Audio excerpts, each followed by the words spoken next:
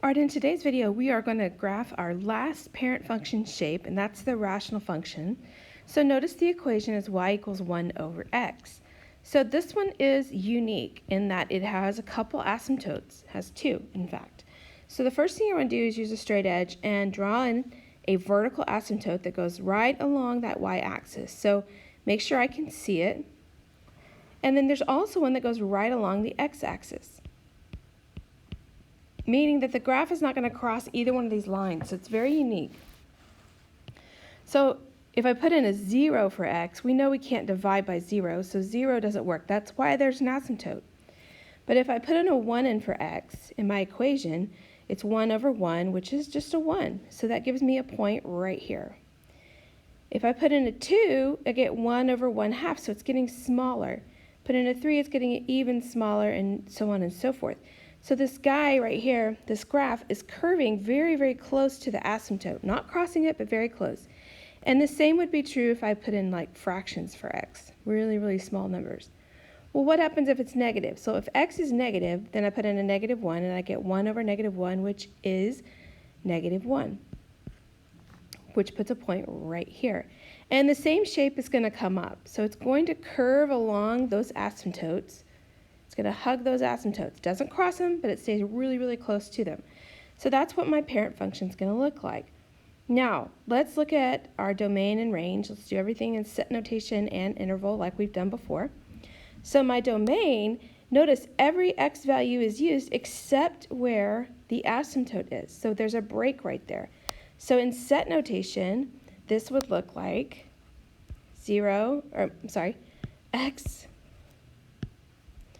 x such that x is not equal to 0. And that's what you can write instead of saying everything else. You're just saying it's everything but x where x is 0. And in interval notation, that would look like -infinity to 0, and it jumps over the 0 to +infinity. The range is going to be similar. Notice from bottom to top, everything is fine until the y value is 0, and it has to jump over that because there's an asymptote. So the range will look like this: y such that y is not equal to 0. Everything else is fair game. Interval notation would say -infinity to 0, and then 0 to +infinity, going from bottom to top. Now, x-intercept, notice it doesn't touch the x-axis at all, so there is no x-intercept. Same thing with the y-intercept. There isn't one. Asymptotes, there are two asymptotes. There's an asymptote where y equals 0, so that's this horizontal one. Okay, so if you want to write that, that's the horizontal. And the one where x is equal to 0. This is the vertical. All right, so this is our parent function from which we're going to do transformations today. So you might want to have this handy as we move along to the notes page. All right, so on our notes page, we're going to start just looking at the transformations of the rational function. Notice the y equals 1 over x is in there. It's just kind of hidden and surrounded by a bunch of different letters. Well, those letters represent the different parts that could be added to your equation. So we've done this a lot with our other parent functions, so let's continue it with rational.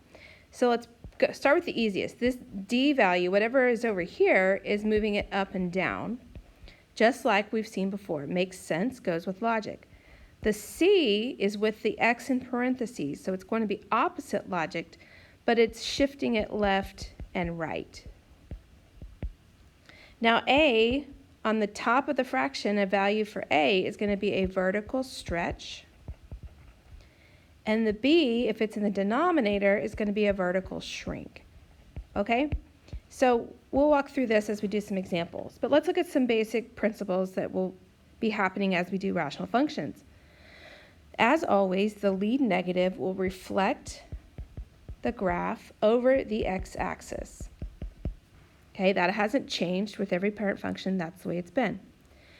The c value will move the graph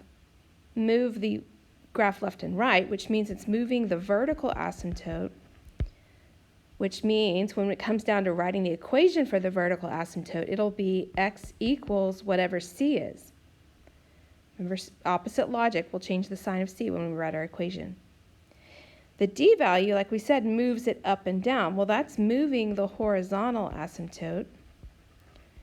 So that equation of the horizontal will be y equals whatever d is. So it makes the graphing a little easier as we go along. So let's first of all look at the instructions. List the transformations for each rational function, giving the direction and the amount of movement. Okay, the amount of movement. So let's break these down one by one.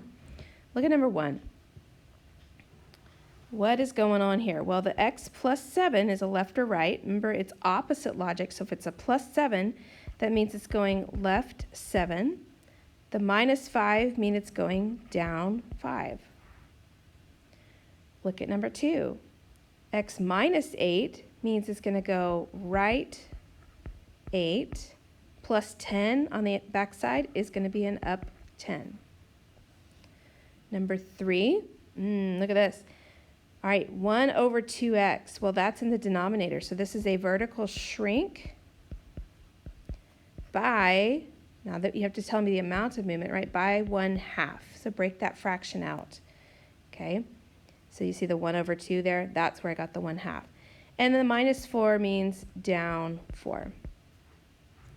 All right, look at number 4. There's lots going on here. There's a negative. So what is that? That is a vertical reflection. The 7 on the top means it's a vertical stretch by 7. And then on the bottom, the x plus 3, remember it's with x, so it's opposite the logic, so it's going to go left 3 units. So that's the verbal description of the transformations. Now let's look at these. Graph the functions, write the equations for the asymptotes, state domain and range, using interval notation. Look at your favorite, interval notation this time. Okay, so let's just zoom in on this one. Y equals 1 over x plus 2 minus 3. So let's find our new origin, if you will. So we know this is going to go, what, left 2 and down 3. So I'm going to put a little plus sign because this is my new origin, which means the very first thing I need to do is put in those asymptotes that we talked about. Make sure they're clear and dotted, because this will be our indicator for the rest of our graph, okay? Now, just like before, we did the point 1, 1. And then if we put in a -1, it would be a -1 for y. So when I draw in my graph, I need to curve these really close to the asymptotes. Not perfect, just really, really close. All right, and that's what it would look like. Now let's look at our other things we need to put in here. Vertical asymptote. Remember how we said up here, the vertical asymptote is going to be x equals whatever c is. Well, what was c? Remember, it's opposite logic, so it's going to be x equals a -2. Look at where it fell. It fell at -2. The horizontal is y equals whatever d is, so I'm a -3. My domain, where did it jump? It jumped at -2, so it's going to go -infinity to -2, -2 to positive infinity. The range, bottom to top, -infinity, it will jump at -3, and then go -3 to, oops, not 8, positive infinity.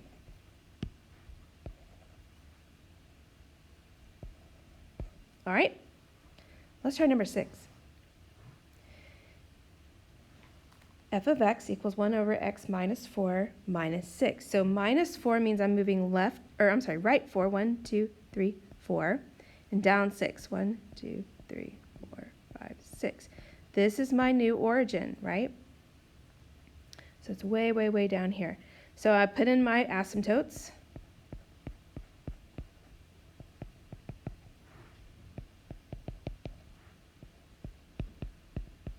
And then I'm going to put in those points. So it's going to go, there's no vertical stretching or shrinking. So 1, 1, and -1, -1. And then I'm going to draw in my curves. Remember, they have to curve close to the asymptotes. They don't curve inside the new quadrant, basically. They stay close to your asymptotes.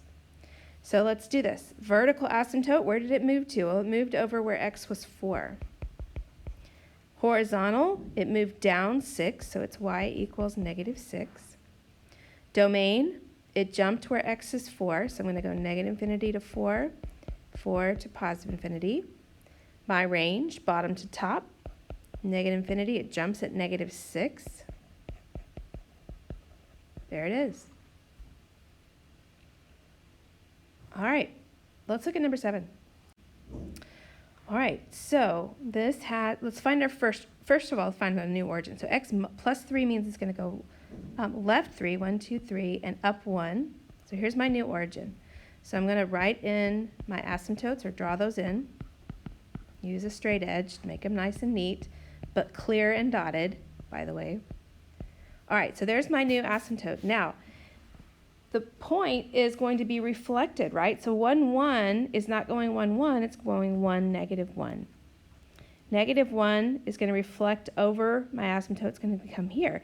So see how it just went catty-corner to where we were? Hopefully you see that. All right, so that's all that vertical reflection is going to do. Now let's look at our asymptotes. Where did the vertical asymptote move to? Well, it moved where x is equal to negative 3. The horizontal is y equals 1. It moved up 1. Domain, where did it jump over the asymptote? Well, it went negative infinity to negative 3 to positive infinity. Range, bottom to top, will go negative infinity, jumps over at 1 to positive infinity. Let's look at number 8. All right, this one has a vertical stretch of 3. We'll deal with that in a minute.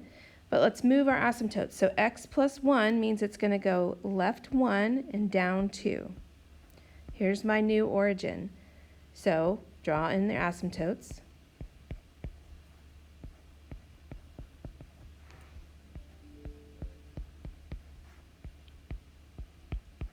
All right.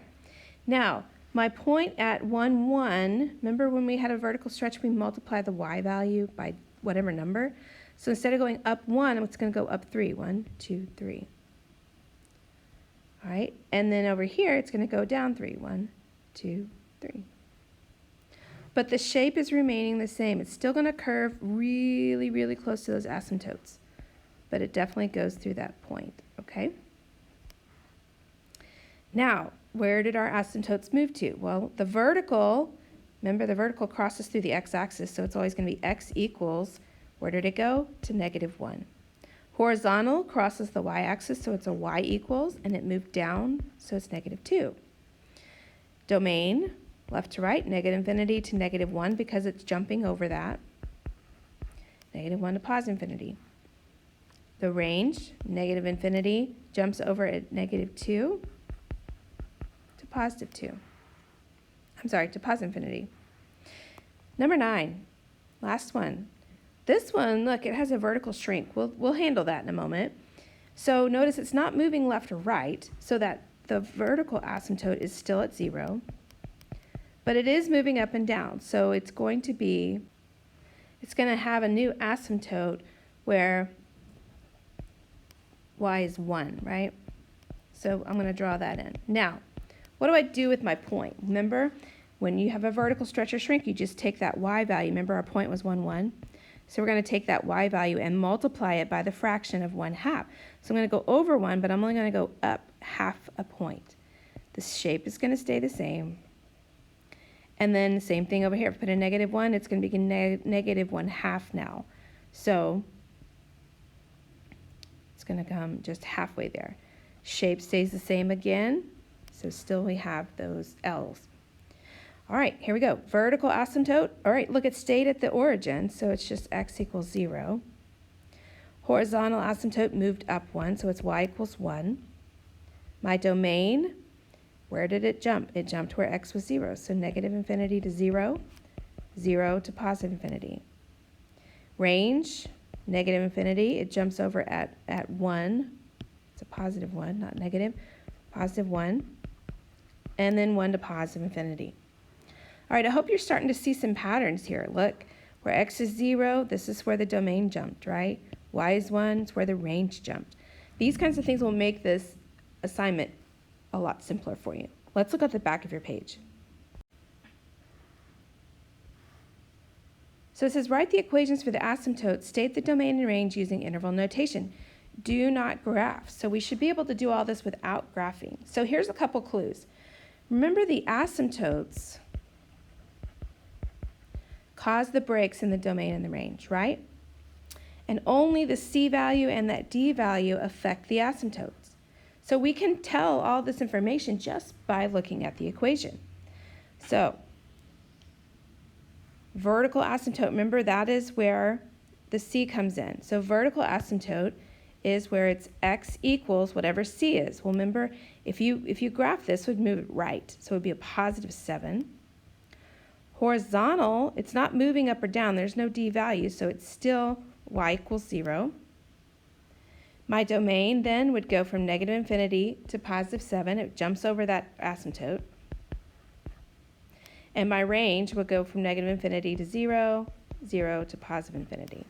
All right? So notice I did all that. Now the 6 and the negative don't change anything, do they? They don't move the asymptotes, so they're not really pertinent to this kind of question. If you had to graph it, you need to know that. But if I'm just looking for the asymptotes and domain and range, I can figure it all out without that. Look at 11. All right, remember the 4 is just a vertical stretch, so it really doesn't matter. Look, the c value is 0. That means my vertical asymptote is not moving. It's still at 0. The 9 means it's moving, the horizontal is moving down 9. So domain comes straight from here. Where is it jumping? At 0. Range, where is it jumping? At negative 9.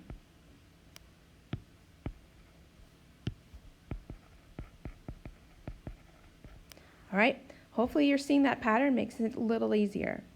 Last thing we need to do is to write the rational function matching each description. Okay, so we've done this kind of thing before. This is the last type we'll do. So here's the parent function, 1 over x. It says vertically stretched by factor of 4. So where's that going to be? That's going to be on the top of the fraction, right? 2 units up, so this is in the back. 7 units left. So this is going to mean it's going to be x plus 7, right? And reflected over the x-axis. So that means it's going to be have a lead negative. So let's do this. So it'll be y equals negative, what's on top? Of 4. On the bottom, I have x plus 7. And then 7, and then up 2. So it'd be plus 2. There it is. Part B, same idea. This one has a vertical asymptote where x equals 6, so it's a little different. If it has a vertical asymptote where x is 6, think about this, that means it's over here, right? So what is my c value? My c value is negative 6, so that means that it is an x plus 6 on the bottom. Horizontal asymptote where y is 9, so it's way up here where y is 9, so y equals 9. That means there's a plus 9 hanging off the back. All right, sometimes sketching it helps, sometimes you don't need to sketch it. But there you go, that's the way you're going to do those questions. All right, thanks for watching and listening carefully. We'll see you in class.